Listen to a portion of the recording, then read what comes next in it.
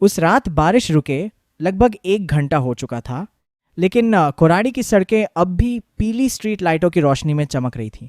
नागपुर में आधी रात होने वाली थी। ज़्यादातर दुकानें बंद हो चुकी थी। सिर्फ हाईवे के सर्विस रोड के किनारे एक छोटा सा पान का खोखा खुला था। दुकानदार उनींदी आंखों से तंबाकू के पैकेट मोड़ रहा था, जबकि पीछे एक सस्ता रेडियो धीमी आवाज में बज रहा था। उसी जगह उस रात शुभम बेसरे और उसका दोस्त अतुल रुके थे, बस घर जाने से पहले एक आखिरी सिगरेट पीने के लिए। शुरुआत में सब सामान्य लग रहा था। पास ही कुछ लड़के अपनी मोटरसाइकिलों के सहारे खड़े थे।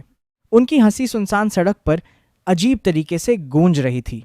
उनमें से एक लगातार शुभम की तरफ देख रहा था, बिना पलक झपकाए, जैसे किसी मौके का इंतजार कर रहा हो। फिर वो हुआ। अतुल के कंधे से किसी का कंधा टकराया। बस एक छोटी सी गलती, लेकिन रात की उस खामोशी में वो टक्कर उम्मीद से ज्यादा भारी लग रही थी। क्या प्रॉब्लम है तेरी? एक आवाज अचानक गूंजी। कुछ ही सेकंड में गालियां शुरू हो गईं। माहौल गर्म हो गया। शुभम ने बीच बचाव करने की कोशिश की और अतुल को वहां से खींचकर ले जाने लगा, इससे पहले कि बात और बिगड़ती। पीछे से वो लड़के लगातार धमकियां दे रहे थे। कुछ देर के लिए लगा कि मामला खत्म हो गया। दोनों दोस्त वहां से निकलकर अंधेरी सर्विस लेन की तरफ बढ़ गए। लेकिन यही उनकी सबसे बड़ी गलती थी, क्योंकि वो लड़के अब उनका पीछा कर रहे थे। शायद शुभम और अतुल को खतरे का एहसास बहुत देर से हुआ। पहला हमला पीछे से हुआ।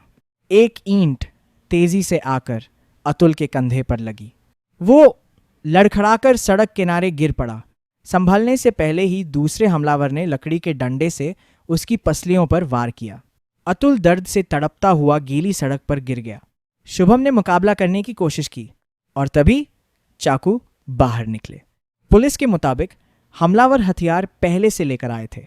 फोल्डिंग चाकू जैकेटों में छिपे हुए थे और कुछ बाइक की सीटों के नीचे रखे थे। एक हमलावर ने शुभम के सीने की तरफ वार किया, जबकि दूसरे ने लोहे की रॉड से उसके पैरों पर हमला किया ताकि वो भाग न सके।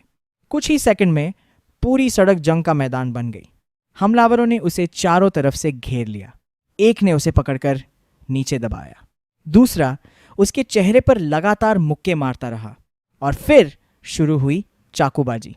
तेज, लगातार, बेहद बेरहम। ऐसा लग रहा था जैसे वो लोग हिंसा के आदी हों। ईंट और पत्थरों का इस्तेमाल सिर्फ चोट पहुंचाने के लिए नहीं किया गया था, बल्कि ताकि पूरा मामला अचानक हुई सड़क की लड़ाई लगे, कोई सोची समझी हत्या नहीं। बाद में अतुल ने पुलिस को बताया कि वो आधी बेहोशी में भी शुभम की चीखें सुन पा रहा था।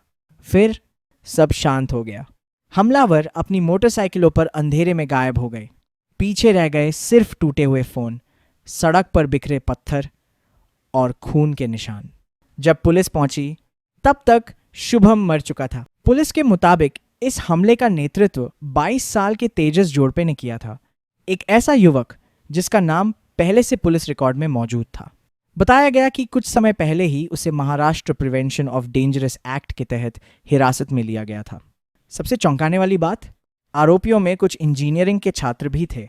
दिन में आम जिंदगी जीने वाले युवा और रात में सुनसान सड़क पर मौत का खेल खेलने वाले आरोपी। कुछ आरोपियों को पुलिस ने गिरफ्तार कर लिया, बाकी रात के अंधेरे में गायब हो गए।